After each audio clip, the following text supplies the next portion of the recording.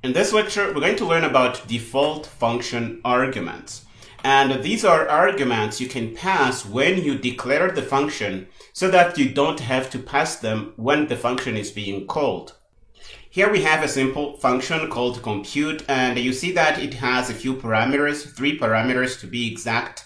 And this is how we can pass defaults when we are declaring the function. So for the age, the default is going to be 34. For the weight, the default is going to be 70.5, and for distance, the default is going to be a 4. And when we call the function, we can call it without specifying the arguments like this. And when we do this, the default arguments will be plugged in by the compiler. This is all default arguments are all about. If you happen to split your function in a declaration and definition as we see here, you only have to specify the defaults in the function declaration. You don't have to specify them in the function definition. You can see that the definition doesn't have all these defaults. If you try to specify defaults in the function definition, you're going to get a compiler error. Okay, that's really all there is about default arguments in C++. You use them when you have some default that you think is going to be used fairly often, enough for it to deserve a default argument. And when you call the function, you don't have to specify it.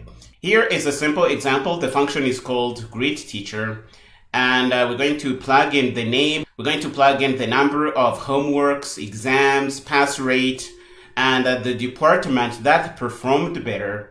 And these are just a few examples that I tried to come up with to show you how you can work with these things. And these are different forms we can use to call this function here. We can call the function like this without any parameter. And the defaults are going to be plugged in. We can specify the argument for the first parameter. This guy here is going to be plugged in the name of the teacher here, and the rest are going to be using the default arguments. We can specify 2 parameters, and these 2 parameters are going to be using what we specify here. The rest is going to be using the default parameters. This is how default arguments work. I don't think there is any more to talk about in the slides here. So let's head over to Visual Studio Code and actually play with us. Okay, here we are in our working folder. The current project is default function parameters. We are going to grab our template files. Let's do that. And we're going to put them in place.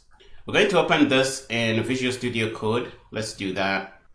And we're going to have our main CPP file here. Let's clean it up a little bit. And we are going to plug in our compute function here.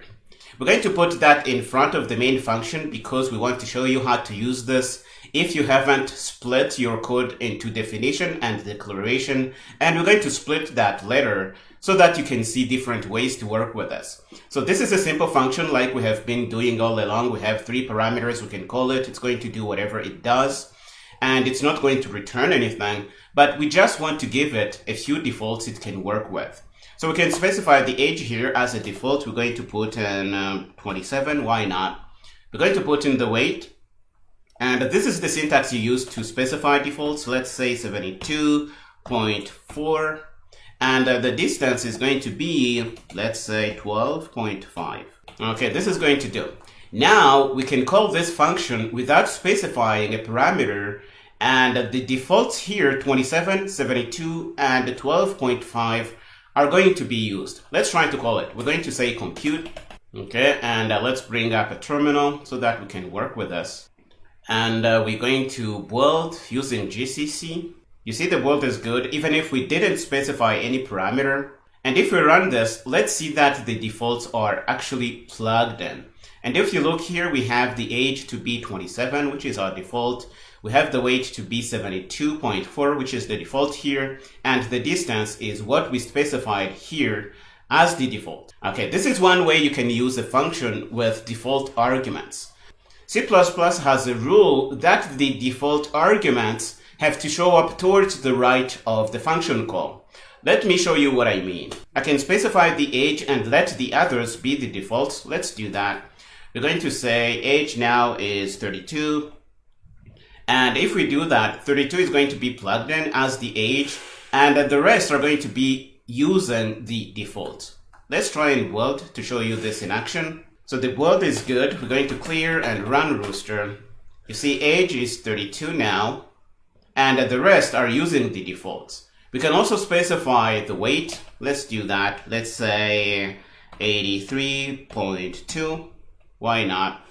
And if we build again, the build is going to pass through, and if we clear and run Rooster, we're going to see that age and weight are what we specify here, and the remaining parameter, which is the distance, is using the default, which is 12.5 here. We can specify all the parameters. Let's say the distance is 29.6. Why not? We can build again, and the build is going to be good. And if we clear and run Rooster, we're going to see that our things are going to be plugged in. So you can specify your arguments like this. But one thing you cannot do is specify the last parameter as a default and not specify the other parameters. For example, if we called this function like this, and we wanted this 32.3 to be our distance, C++ doesn't have a way to do that, because what you specify here is going to be plugged in the place of the age.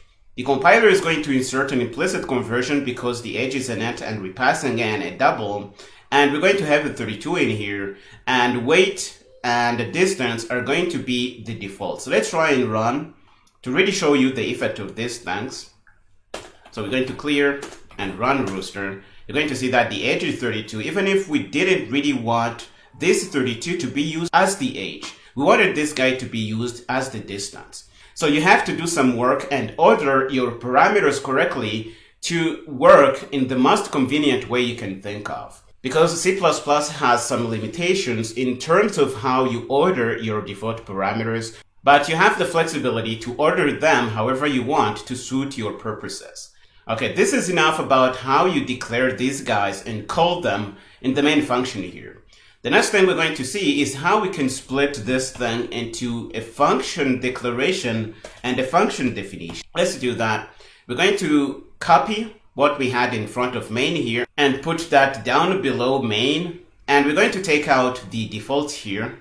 We saw this syntax in the slides, and that's how we're going to use default here. We're going to go on top and take out the body because we want to turn this guy into a declaration. And we're going to put our semicolon here. And this is going to work exactly like we want. We can take out this guy when we call the function, and the defaults here are going to be plugged in. Let's build and show you that this is actually going to work. The build is good. We can clear and run Rooster, and we're going to have the defaults plugged in here. This is how you can split your function into declaration and definition if it happens to have default parameters.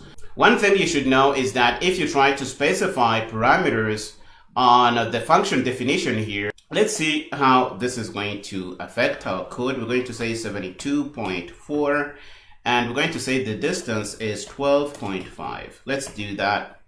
And if we try to build, we're going to use GCC, and we're going to get errors because we can't really specify our defaults on function definitions. They are only allowed in function declarations. So let's take them out so that we don't see this compiler error. I just wanted you to be aware of this. Let's take this out and build again. We're going to use GCC. The build is going to be good. We can clear and run Rooster, and it is going to work as we expect. Okay, I think this is enough for this example. Let's go down and put in another simple example that we saw. The function is called greetTeacher, and it has many parameters, as you can see here. We are going to jump on top here and put in its declaration. Let's go down here and do that. This is our new definition for greetTeacher, and we have a few defaults for all these parameters here. Now we can comment out the compute call we have here and put in a few calls for the new function that we just put in. This is how we can call it, specifying all the arguments for all these parameters here. We can try and build this, and you're going to see how these things work. I think this is the best way to explain this, putting together an example, running it, and giving you a chance to see how the compiler is going to handle this. Okay, the first call is going to use the default. You see that it has plugged in teacher for the name, And we are basically going to be using the defaults. We have 12 plugged in here. We have 4 plugged in for exams. We have a 0.5 plugged in for the rate. And we have computer science as the best performing department here.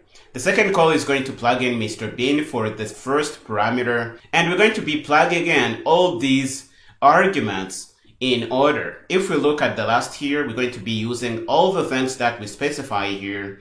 We're going to say Kojo as the name.